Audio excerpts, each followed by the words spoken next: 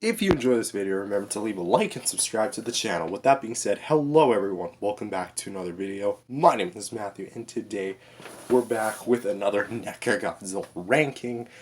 And we already did, well, at least what we have of the Heisei era, the Monsterverse, and the Showa, so why not do the Millennium and Reiwa era? As you can see, we have 4 figures here, but there should be 6, because there's 4 Millennium and 2 Reiwa eras. Well, this is because I don't own the original 2001 and the Hyper Mazer Blast 2003. Don't blame me. They were incredibly hard to come by. And even when they were being made, they were actually kind of hard to obtain. Like, I can't even remember, actually getting the 2001 or ever seeing it in person. But these are the ones that I have. So, as of January 2025, these are the ones we're going to be not reviewing, but just kind of just taking a ranking at. So, without further ado, let's go ahead and take a squeeze at the Reiwa X Millennium Era Godzillas from NECA. Also, just a quick side note before I do start. This is my personal opinion, so if you have your own, that's fine.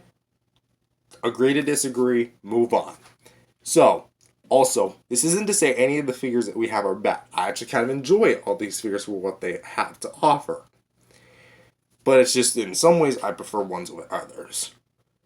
So, coming in at last place, which is 4th place, it's going to be the Shin Godzilla original version. And you might be wondering, well, let's get the beam out of the way because it's weird depth perception. Yes, I understand depth perception. There you go. So why is the Shin Godzilla original here? Well, it's probably pretty obvious, but this is the bootleg version. Now, again, it's the same reason why I don't have the 2001 or the 2003. It's because I never managed to pick up the original when it was still being stocked up. And, well, let's just say this figure is very hard to come by. Again, I had to resort to buying the bootleg in order to actually get a NECA Shin Godzilla, which really, really sucks. Because the only thing I had from NECA to be a Shin Godzilla was this guy. Or, unfortunately, the Playmates version, but we don't talk about that Playmates. But, of course, he's here. So what's his problems? Well, it's mainly the legs. Because, as you can see, the leg positioning is just really awkward. One of his legs is back bent, and that's because the ball joints to his ankles are not that strong. Yeah, they tend to slide and slip. I'm honestly just tempted of just gluing them in place. And since it's a bootleg, I don't feel like I'd be losing it that majorly on the feet articulation. Plus, really, I think at the end of the day, that's kind of what NECA did. They just molded the figure, cut it to joints, and then that was it. Which is why the NECA Shin Godzilla was primarily designed to be in one position only. But aside from that, I definitely think that there are some good merits to it. I like the paint job, and I like the sculpt. I like where the articulation is at, as far as the head, the arms, the waist, and even the tail. It's just those legs that really bug me, and the fact that it's a bootleg kind of makes it on the lower end of quality. Coming in at 3rd place, and I'm gonna feel really, really heartbroken putting this here, because my sister got me this a few years ago, and that's gonna be the NECA Shin Godzilla Atomic Blast variant. Now, do I have a vendetta against Shin Godzillas from NECA? No. I love this thing. But on its own merit, as far as a figure is concerned, I do have a few problems with it. One, the purple to white is a bit on the heavy end. Because, you look at here, and look at how much purple's here, versus down here, and how much white is here. This white is whiter than me.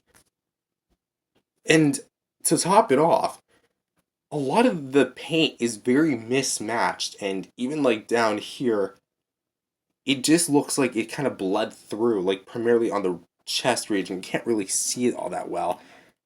but it just kind of looks more caked on without real any subtlety.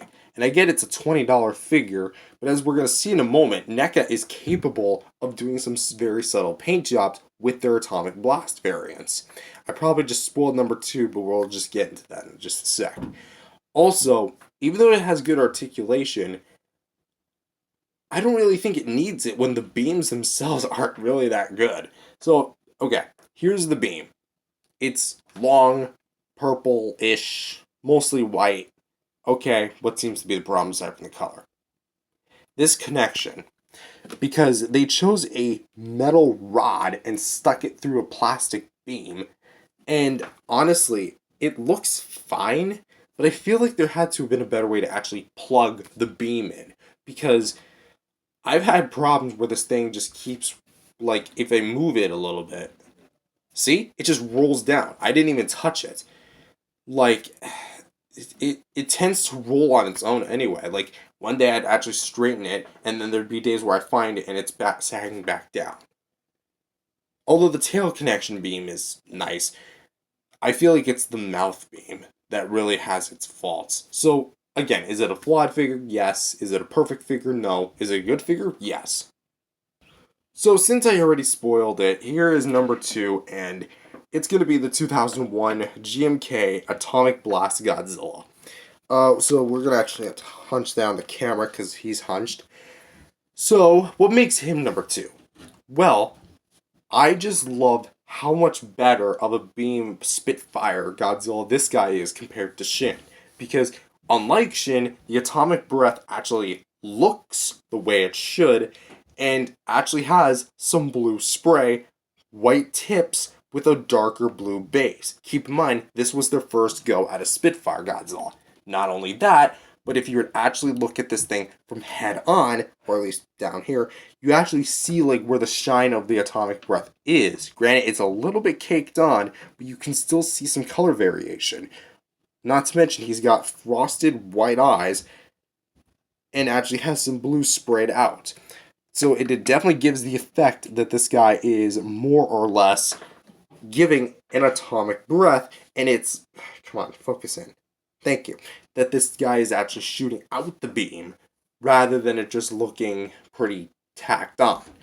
Now, again, is it flawed? Yes. It's way too hunched for GMK. Even though GMK was hunched, he was primarily upright at least this angle, not down here.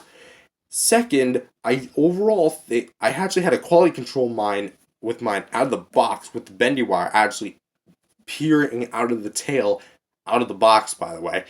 And 3, it does kind of break the illusion when they start moving the joints. I almost just wish that the heat ray variants, and I know this can sound really weird, were just statues. But, with that said, I at least think that this guy was at least a worthy addition to my collection. And coming in at number 1, it's going to be, you guessed it, the 2003 Godzilla from Godzilla Tokyo S.O.S. Now, why is this guy number 1? The quality of this guy just outright surpasses all the other 3. The dry brushing, the sculpt work, the articulation, even as weird as this, like, weird neck pieces, because it overlaps the whole section here. At the very least, that's really, like, I guess technically, so to speak, my only gripe, but even then, like, it moves fine. Like, it goes up and down, swivels, side to side. Granted, it's a little limited, but it does what it's supposed to and does it really well. It has a very long tail. Like, this is actually a pretty long, beefy tail. And it's also, not counting the 12-inch tall NECA Godzilla 2014, the tallest Godzilla to date for NECA. So, basically ever, unfortunately. And it really sucks, because this was almost, in a way, a gateway to the future. If NECA had continued the license, we would have gotten bigger, higher quality Godzillas from them like this. And it breaks my heart, really, because, like, after 2003 and 89, that was, like, kind of it for them, so... If you don't count the Hyper Maser Blast and Violent Bile Attack. But the articulation's sweet, sculpt is sweet, paint is awesome. And really, for a $25 toy, effectively, this was everything you could ask for.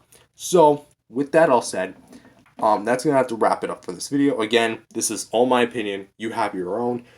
But with that being said, thank you guys for watching. If you guys like, leave a like and subscribe to the channel. And I'll see you guys next time. Peace out, everyone.